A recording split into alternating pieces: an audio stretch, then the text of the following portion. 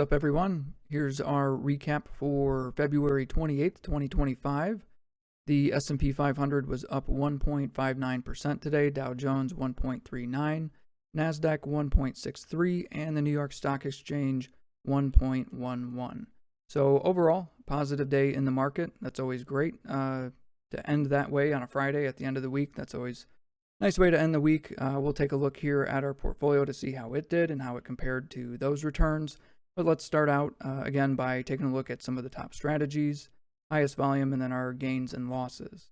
So in terms of the top strategies, you can see across the board, again, Sharpe's measure. It'll be interesting to see if that changes next week, if one of the other metrics pops on here.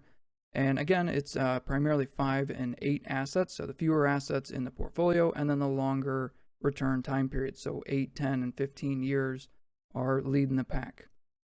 But overall, pretty good return, 3.42% for the week. In terms of highest volume, we'll come over here. NVIDIA, again, today has the highest volume. Lloyd's Banking Group is on there, New Holdings, Ford Motor Company, Lucid Groups, as well PLTR, coming in at number 10. Moving on to the biggest gains and losses, you can see here one company in particular, ORGO, had a 102% gain for the day. We also had Interactive Strength here at 68% gain. And then Saks Parente Golf, we mentioned them earlier on in the week. They had another 49% loss today. And then SAG Holdings Limited lost 38%. So even though it was a positive day on the market, you know, there are some pretty big winners and some big losers that are out there today. So let's go take a look and see how our portfolio is doing. So overall, we did have a gain for today. We came in, we did 1.11% gain for the day, so came in the same as the New York Stock Exchange Composite, but a little bit worse than the S&P 500. Would have been nice to see a little bit higher return or even beat the S&P 500 in order to gain back some of those losses that we had earlier on in the week. Taking a look at the trend chart, you can see it was a nice upward trend for the day. Of course, the gap is growing a little bit, but I'm not too concerned about that yet. We'll take a look and see how that continues to change as we get into next week. It's possible that the gap could close, but maybe it gets bigger. We'll find out. Taking a look at some of the largest returns, you can see we do have a few stocks in the green now. So the MNSO group, CTAS, and then Arcadia Lithium is now positive. And then again, some of the largest losses, Tesla, Valco Energy, and then PLTR. But Tesla did have a pretty good day, so did PLTR. Valco Energy was down slightly due to a dividend payout.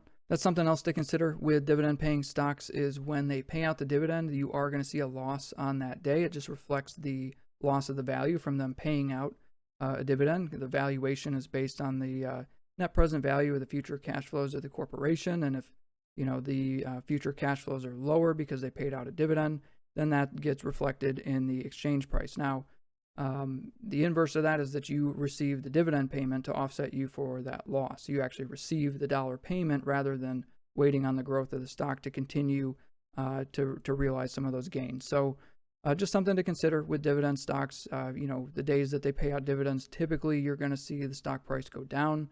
That's normal. That's just reflecting the value after the payout. But it is something to be aware of if you decide to invest in dividend stocks.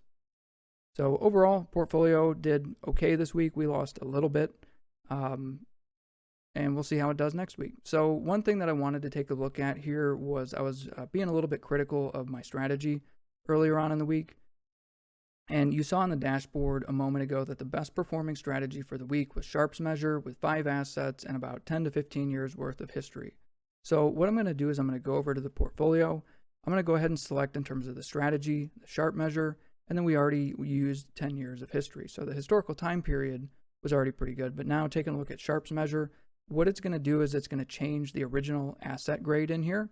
So that way you can see how that particular asset performs overall for that metric. So at least in comparison to other assets that are available in the market.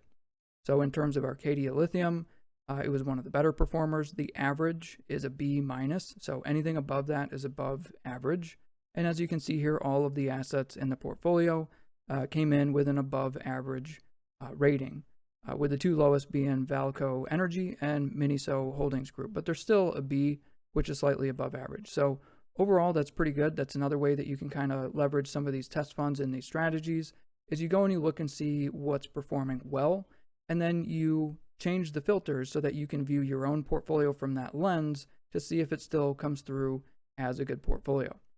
And I think, tomorrow we'll go through the test funds a little bit more. I'm going to create a little bit longer video for Saturday where we recap overall the week and we go through the test funds in a little bit more detail. So stay tuned and join me tomorrow for that video. Thanks for stopping by and have a great Friday night.